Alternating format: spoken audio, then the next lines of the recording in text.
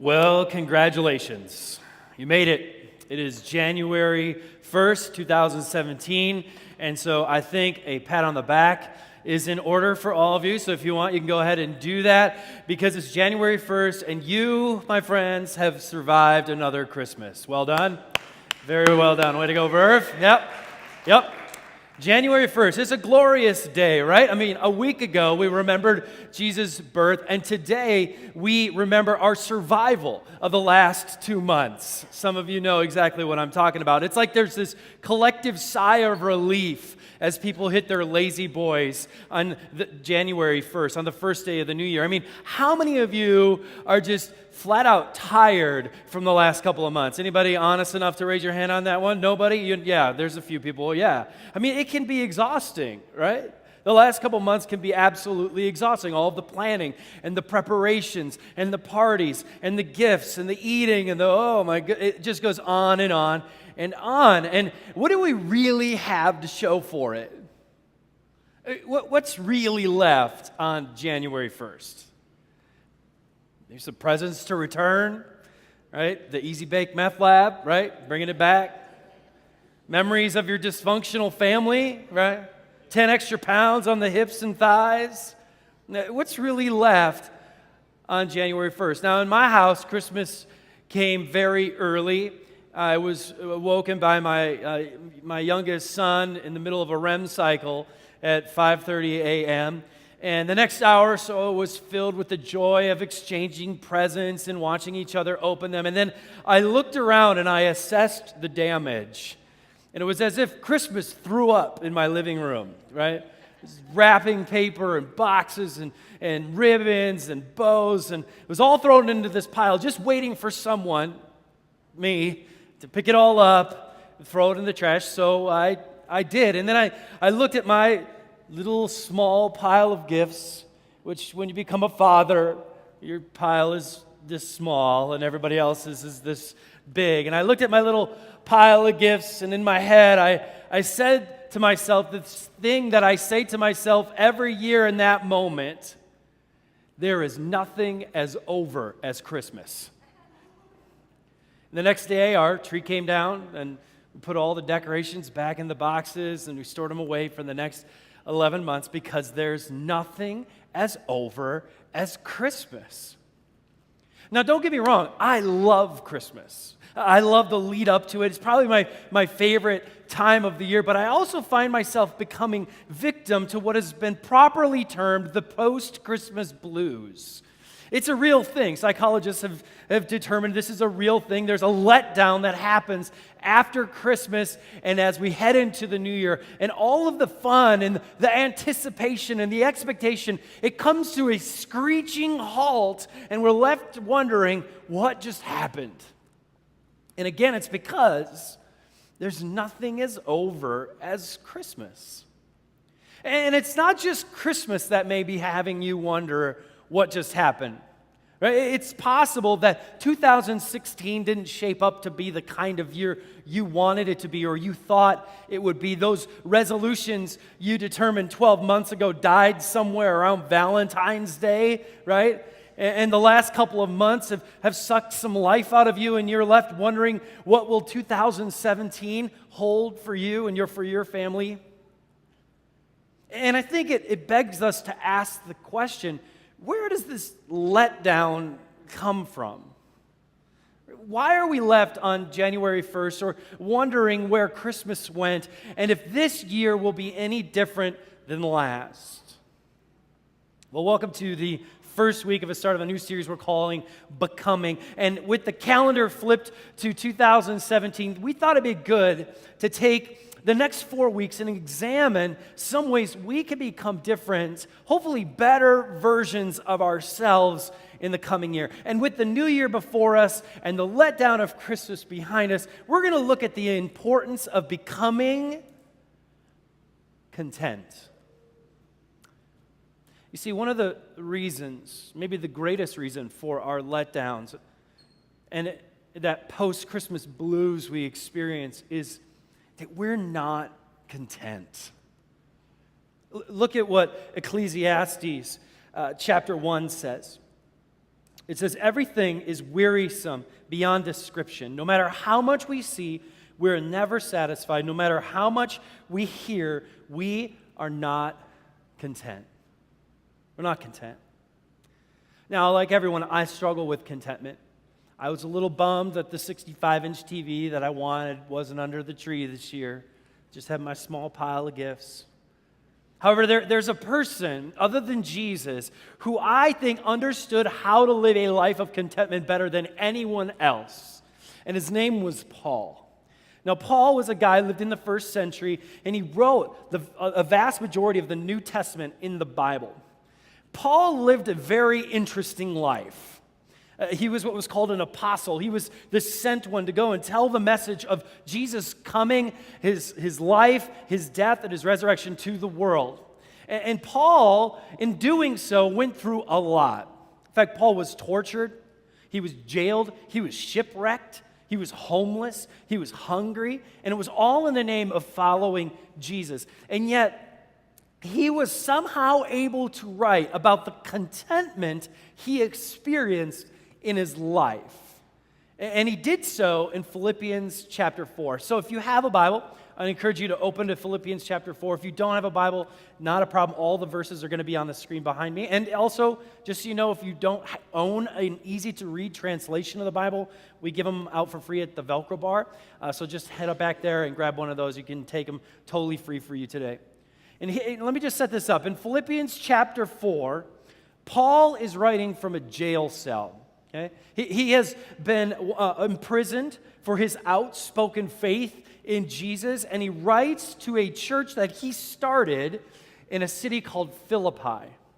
And he's writing a letter to encourage, challenge, and thank them. Not the kind of letter you would expect from somebody writing from jail. And then he finishes his letter and he says this to them. How I praise the Lord that you're concerned about me again. They're obviously concerned. He's in prison.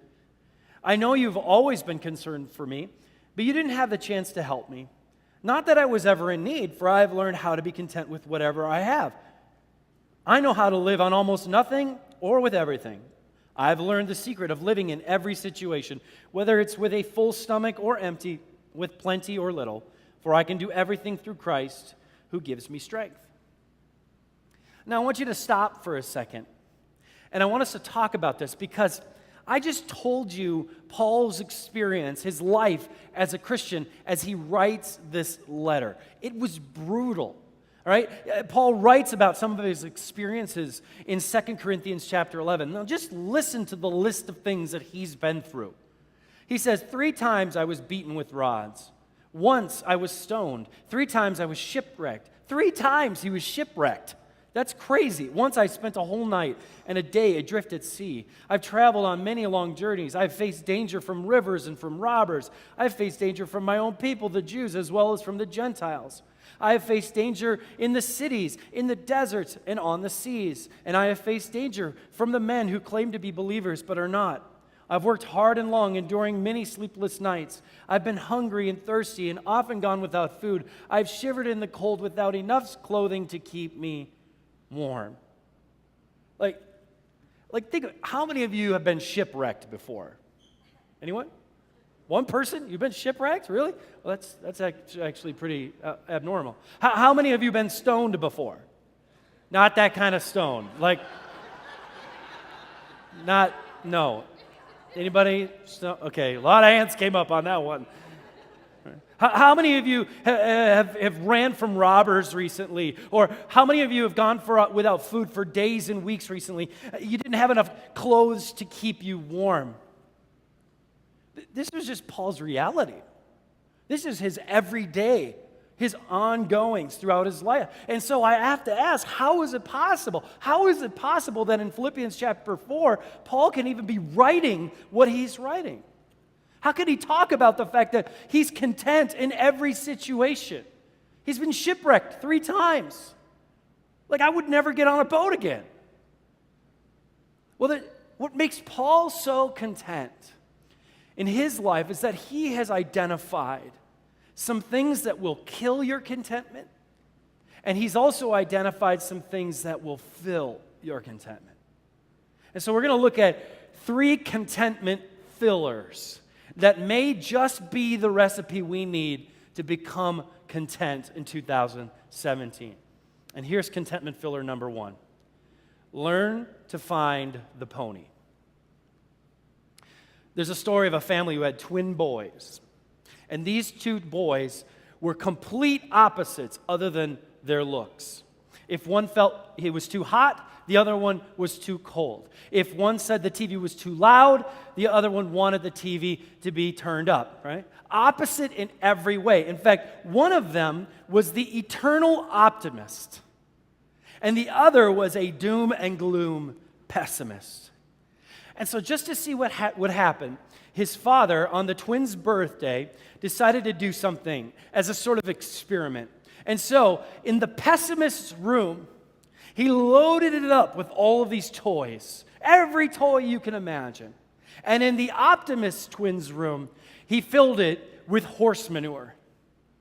And as he walked by the pessimist's room, he saw this downtrodden son crying bitterly in the middle of this pile of presents. And he asked him, "Why are you crying?"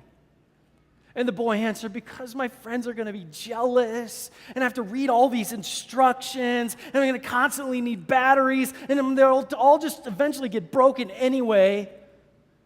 And then he walked down the hall a little further, and he passed by the optimist's room, and he found him dancing for joy in the middle of a pile of manure.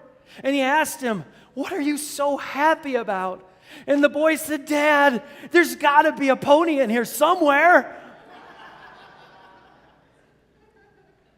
Now look at what Paul says. "Not that I was ever in need, for I have learned to be content with whatever I have." He says that he's learned how to live in the ups and downs in life. He's learned to see the pony in the midst of the poop-filled room. So often we end up discontent because we choose to not find the pony in our situation. We can't see the redeeming factor in our circumstances. When our present circumstances aren't perfect, right? When the job is no longer, when the husband grows fat, when the house is falling apart, we allow our discontentment to get the best of us. A couple of weeks ago, I looked up at the microwave in our house, and I noticed that the clock was off. I thought, that's weird. And so I went over there, and I opened the door, and I was pushing buttons, and I was like, this thing doesn't work. And being the man that I am, I took the microwave down, and I decided I'm going to fix this. And so I opened it up, which took me a while because I'd never opened up a microwave before. Which was very presumptive that I would somehow be able to fix it since I can't even open it up. But I opened it up, and I looked inside, and I immediately thought to myself, I am not smart enough to try and fix this. So I called a real man, and he came over, and he charged me $80 to tell me that my microwave was broken. Now, listen, my circumstances were this. It was the week before Christmas. My sister and her family were living in our home. There are 9 people in our home, and we don't have a microwave all of a sudden. And I wish I could tell you that I was like the optimistic kid in the room, right? Where I was like, looking, there's got to be a pony in here somewhere, but I didn't. I moaned and I groaned and I complained to my family and told them how hard my life was and how bad they should feel for me because I got to figure this whole thing out. And then, you know what I did? I went to Lowe's and I bought a new microwave. And then I brought it home and I put it in, and now we have a new microwave. Now, did you hear that? I went to the store and I bought a brand new microwave with the money that I had in my pocket for the house that I own. You see the issue that we often fall into? Right? I had a house that needed a microwave. That's a good thing. I had the money to just go out and buy it. It's our default to find everything that's wrong in a situation, isn't it? And yet, those who are becoming content are people who find good in every situation. They learn to find the pony. And I wonder if there's a situation you're living in right now where you're a discontent. And God might be shaking you and nudging you a little bit like, there's a pony in there somewhere. It's time for you to stop moaning and groaning and complaining and being discontent. Start looking for the good in this situation. But there's more. You see, even if we do learn how to find the pony in our situations, there's still another thing that can absolutely kill our contentment, and it is our need for more stuff. We are a culture of stuffers. We love our stuff. We love to stuff our stuff. And there is no time that our desire for stuff becomes more of a reality and consumes us than in the last 2 months that we lived. And you may have experienced over the last few days that the acquisition of more stuff is not a source of contentment. Contrary to what every expert marketing scheme or media outlet will tell you, prettier things will not fill our contentment. In fact, if you've experienced this, you know that they often leave us feeling more discontent. And so if we want to become more content in the coming year, then we need contentment filler number 2, and that is to unstuff our stuff. We got to learn to unstuff our stuff. The truth is that our need for stuff is the root of many of our problems. Look at what 1 Timothy chapter 6 says. True godliness with contentment is itself great wealth. After all, we brought nothing with us when we came into the world, and we can't take anything with us when we leave it. So if we have enough food and clothing, let us be content. But people who long to be rich fall into temptation and are trapped by many foolish and harmful desires that plunge them into ruin and destruction. For the love of money is the root of all kinds of evil. And some people, craving money, have wandered from the true faith and pierced themselves with many sorrows. Now, I'm not going to beat a dead horse with this right now, but you know that feeling of walking away with all the stuff that you gathered at Christmas and feeling the least bit content with what you just gained, right? And this is why our contentment is filled when we stop focusing on the acquisition of stuff and start giving it away. When we start to unstuff our stuff, start giving away what we have, generosity fills our contentment tank. Proverbs chapter 11 says it best. It says, give freely and become more wealthy. Be stingy and lose everything. The generous will prosper. Those who refresh others will themselves be refreshed. Did you hear that? When you and I decide to refresh others, when we decide to give, unstuff our stuff, and use what we have to give to other people and the needs that they have, it's then that we begin to experience refreshment. It's then that we are filled with contentment. When you give of your time, and when you give of your abilities, when you give of your resources to help others, your gauge in your contentment tank will rise. It happens.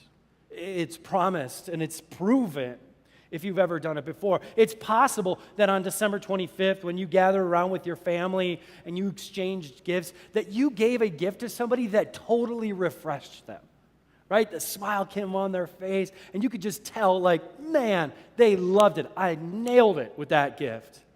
And it could have been something meaningful. Maybe it was something they needed. But whatever it was, as they opened the gift and you saw that refreshment wash over them, what happened in you?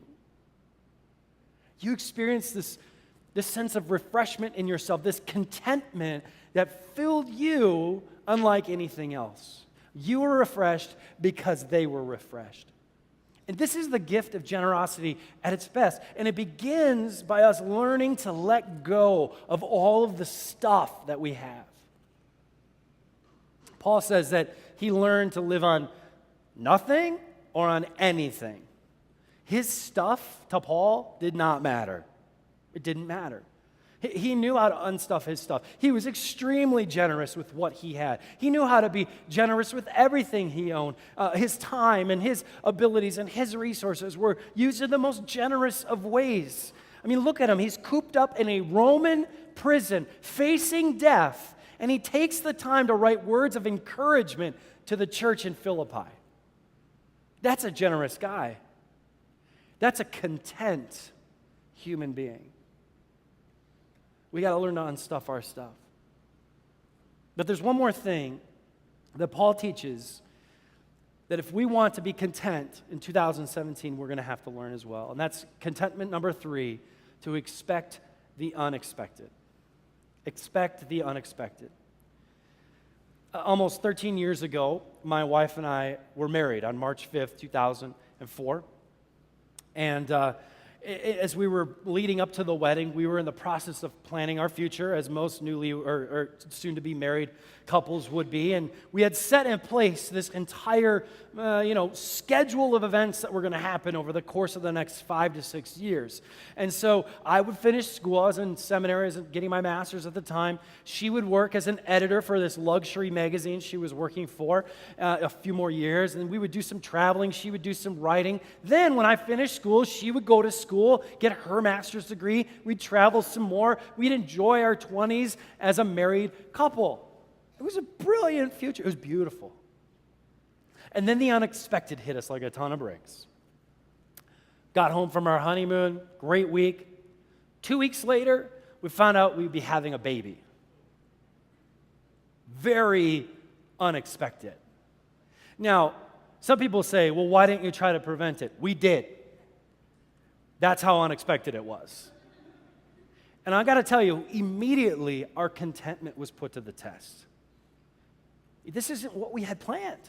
This was not in the cards for us. It was going to change everything for us. And honestly, we were sort of bummed. I know it's customary that when you're supposed to be super excited when you're expecting a baby, but we just were not prepared for that. It was so unexpected. And it put our contentment to the test. But listen, now I have this 12-year-old kid who's super cooler than me. And the other night, he and I sat and we watched our favorite college team play basketball. And we were cheering and we were talking, and I couldn't help but think how glad I am for the unexpected in my life. And honestly, I've just learned to expect the unexpected. You know what? 2017 is going to bring some things that are unexpected in your life. And we ought to go into it just expecting that. Expecting it. I fully expect that something completely unexpected is going to happen in the coming year. It's what happens. It's life. And it's funny because almost all of the things that have been so unexpected in my life are the things that have also brought some of the greatest good in my life. When we expect the unexpected, there's a sense of contentment that comes with that. We're ready for something unexpected to come. And when it hits, we know something good's going to come out of this because we've learned to find the pony in this. We've learned that this is to be expected. Look at what Philippians chapter 4, verse 12 says. This is Paul speaking again, and he says this. I have learned the secret of living in every situation, whether it's with a full stomach or empty, with plenty or little. Paul lived his life like on a roller coaster. He never knew what was coming next. He continuously lived in the unexpected of life. And here he is now locked up in a Roman prison. And Paul tells us that he's learned to be content in every situation no matter what. When the unexpected comes, I'm expecting it. Like, it doesn't rattle my contentment. Good or bad, expected or unexpected, his contentment is not shaken. I mean, he experienced the unexpected time and time again. Nobody gets on a boat that they know is going to shipwreck. It doesn't happen. And yet, his contentment, it remains. It remains. You see, Paul learned the importance of these contentment fillers in his life. He learned the importance of finding the pony in every situation. He learned to be generous, to unstuff his stuff. He learned to expect the unexpected. And he learned it all because he trusted one thing more than anything else. And he finishes this passage by saying it. And he writes in Philippians chapter 4, verse 13, he says, "For I can do everything through Christ who gives me strength." Paul learned all of that because of this. So what if Christmas and the last 12 months has you in the dumps. So what? 2017 doesn't have to be a year filled with discontentment. It does not have to be another year where you get to the end and you sort of moan and groan about the last couple of months, and you think about all the resolutions you made that died somewhere around Valentine's Day, and you wonder to yourself, will 2018 or 2019 or 2020 be any better for me? This year does not have to be anything like last year. You can become something different. You can become a person who lives a content-filled life. And when Jesus is the foundation and the strength in your life, it can begin to happen. You can get through anything. You can learn to be content in any and every situation. You can learn to let go of the things that will never make you content, to be generous with what you have. You can handle the unexpected in life. You can do everything through Christ who gives you strength. Contentment is found in a life spent with Jesus. Apart from that, we will never learn to find the pony. We will never learn to be generous. We will never learn to expect the unexpected. We will learn to live a life of discontentment. But a life found on the foundation of Jesus, on the strength of Jesus, is one that is destined for contentment. And I don't know about you, but I would love to experience more contentment in the next 12 months than I did in the last 12. You know, I wonder if our discontentment, that inability to do some of these things, to fill our lives with contentment, is because we're choosing to live life under our own strength and not God's. I wonder if today the discontentment you've felt over the last week is because you're trying to do everything on your own. You're trying to make it all right. You're trying to fill your own life with contentment, and you know it's impossible. And I wonder if we were to stop searching on our own for contentment and start searching for Jesus, if we would find exactly what we're looking for.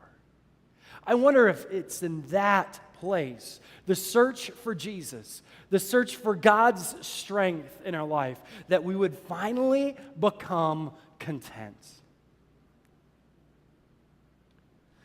In a minute, we're going to give you a couple minutes to think about this. And let me encourage you to think about some of the things and the sources of discontent in your life right now. There might be something or some things where you feel like, man, I just cannot seem to be content about my life because of these things. And consider how 2017 could be a year that you truly become content in life. I want you to take some time to really think about that. And then ask yourself the question, am I searching for contentment on my own? Am I trying to fill it with all of this stuff? Am I trying to, get people around me who will somehow make me more content? Or am I searching after the source of contentment? Am I pursuing God and His strength, contentment that can only be found in Him? Let me pray. God, I think it is easy to say that all of us in this room, to one degree or another, struggle with contentment. I mean, we would love to think that we can go into each day feeling this overwhelming sense of joy and contentment, but the reality is it just doesn't happen. And I think the foundation of that is that we are often trying to do it under our own strength. We're often trying to find it on our own. And so, God, I pray that you would help us this year, instead of trying to claw our way towards contentment, that you would help us to search after you, that we would go to the source of contentment, and that you would teach us how to find the pony in our situations, how to be more generous and unstuff our stuff, how to expect the unexpected. Thank you for the example of Paul. His life is unimaginable. We're just grateful for the words that he's given to us, the teaching. I pray that they would somehow be applied in our lives in the coming year. And thank you most of all for Jesus, who came, who lived the life we couldn't live, and who died a death we deserved and rose again 3 days later to give us the hope of a content-filled life now and forevermore. And it's in His name we pray. Amen.